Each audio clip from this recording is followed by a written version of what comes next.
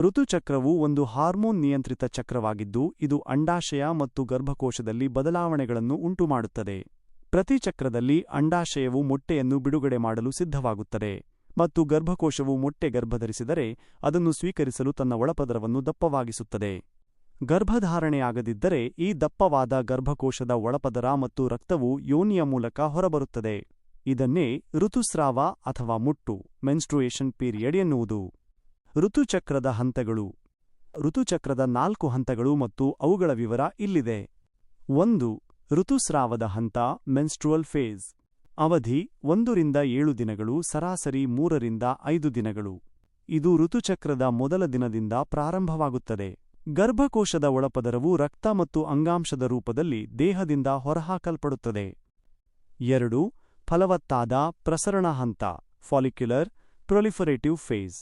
ಅವಧಿ ಮುಟ್ಟು ನಿಂತ ನಂತರ ಪ್ರಾರಂಭವಾಗಿ ಅಂಡೋತ್ಸರ್ಗದವರೆಗೆ ಇರುತ್ತದೆ, ಸುಮಾರು 6 ರಿಂದ 14 ದಿನಗಳು. ಪಿಟ್ಯೂಟರಿ ಗ್ರಂಥಿಯಿಂದ ಬಿಡುಗಡೆಯಾಗುವ ಹಾರ್ಮೋನ್ಗಳು ಅಂಡಾಶಯದಲ್ಲಿ ಮೊಟ್ಟೆಗಳನ್ನು ಹೊಂದಿರುವ ಕೋಶಗಳನ್ನು ಪ್ರಬುದ್ಧಗೊಳಿಸುತ್ತವೆ.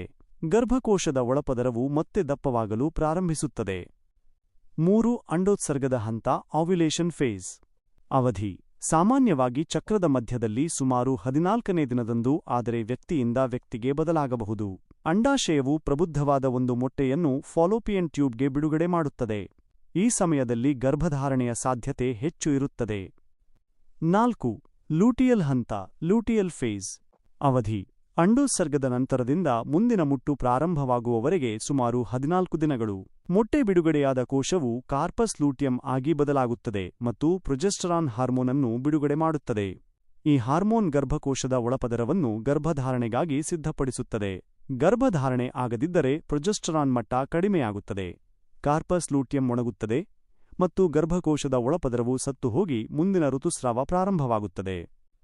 ಋತುಸ್ರಾವದ ಮೊದಲು PMS ಪ್ರೀಮೆನ್ಸ್ಟ್ರುವಲ್ ಸಿಂಡ್ರೋಮ್ ಕಾಣಿಸಿಕೊಳ್ಳುವ ಲಕ್ಷಣಗಳು: ಮನಸ್ಥಿತಿ ಬದಲಾವಣೆ, ಸ್ತನಗಳಲ್ಲಿ ನೋವು ಮತ್ತು ಮೃದುತ್ವ, ಹೊಟ್ಟೆ ಉಬ್ಬುವುದು, ಆಯಾಸ, ತಲೆನೋವು.